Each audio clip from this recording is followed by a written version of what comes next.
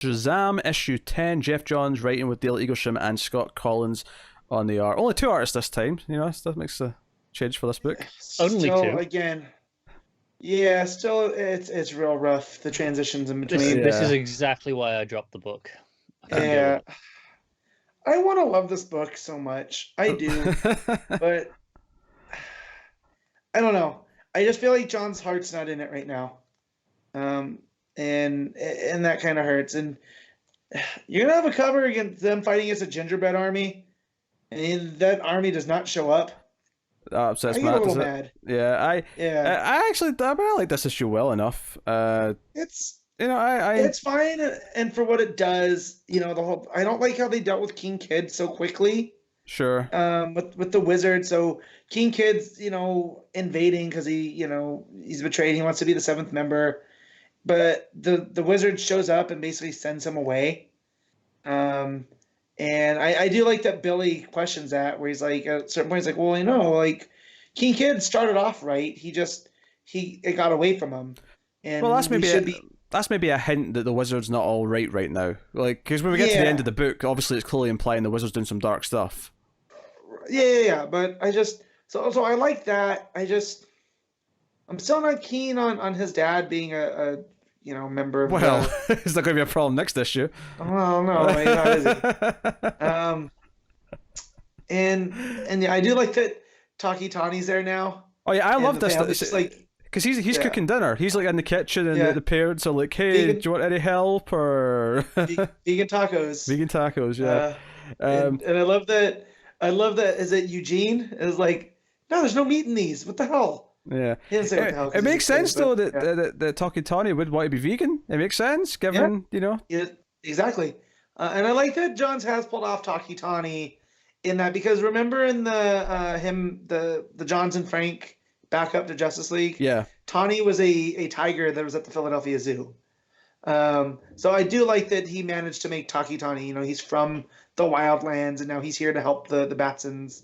Well, not the Batsons, but the Shazam family. And I actually I really digged all the stuff with Savannah and Mr. Mind and setting up. Well, that was the reveal, of the Monsterlands weren't always the Monsterlands. They started off as the Godlands, which is very Jason Aaron Thor. I started to think like it was where they built the Rock of Eternity to be the Nexus, so they could come and go to all these lands as they saw fit. But the Godlands are where they weren't exactly gods, but they were high-powered individuals. Yeah. And then it got away from them, and they ended up turning it into a prison. And there were any of the people that would rise up against the wizard and his allies, they would send them to the Monsterlands, and that's where the Monster Society. It inserts a lot of corruption into the wizard and all that mythology and the backstory. Mm-hmm. And I actually really liked, when Savannah opens the door, or Mr. Mind and Savannah open the door, and we have this creepy ventriloquist dummy who kind of leads them to the boat. I like the horror element there. And then we get the backstory, and I'm like, okay, I'm kind of digging what it's doing here with setting up all this stuff. Like I say, I like all the family stuff with Tawny, at dinner table with them, and if this is setting up that the wizard is kind of nefarious and can't be trusted, because the book ends with him killing Billy's dad, because this is not supposed to be the seventh. This is not what I wanted. So he kills him essentially at the end of the issue. Well, does he kill him though, or does he just steal the power from him, take it back? So I feel like he just took it back. I thought he looks pretty dead lying there on the floor to me. I don't know, man. He get hit by lightning. Hey, I don't know. I didn't read him as he died. I just read that he took the power back.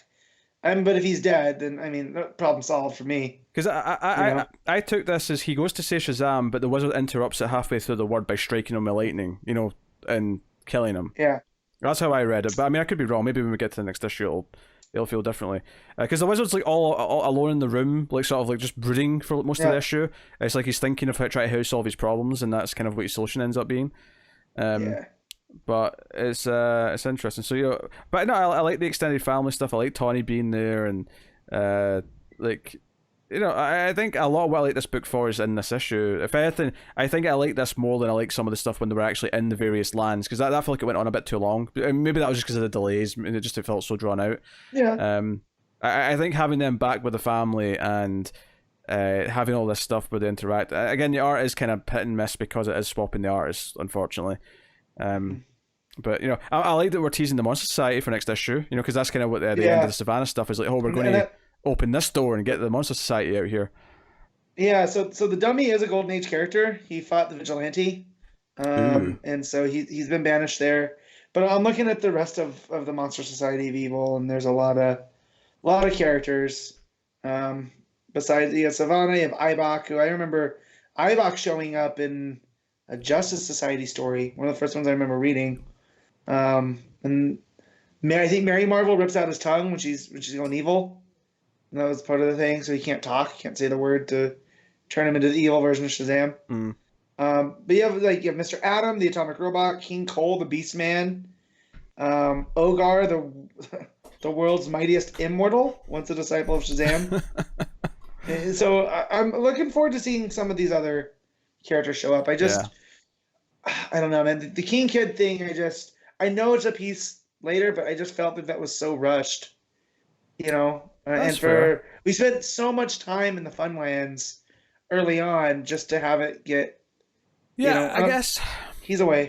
I guess my feeling on it is that I was kind of sick of that stuff a little bit, so I was glad they wrapped up. I guess my feeling is that this is okay. They just spent too long on it in the first place, so it feels rushed in that sense. Yeah, it's just the series is very uneven without the delays. Again, I wanted a Shazam, but for so long. I mean, it's starting to smooth out. The last couple of issues have been, reasonably spaced month to month. Yeah. So hopefully that holds. And now, and obviously there's the teaser Superboy Prime. That's the other thing is there's basically Superboy Prime has been held captive, and he's not actually one of the things that they want to let out. It's like no, he's different from everyone else. Leave him there. So we get a teaser Superboy Prime, which is kind of fun, I guess. Yeah, that was a little uneven, but I dug it for the most part. What are you giving it, Matt? I'm gonna give it 7.5. I love how I was more positive and I'm giving it a 7, but 7 out of 10 for me.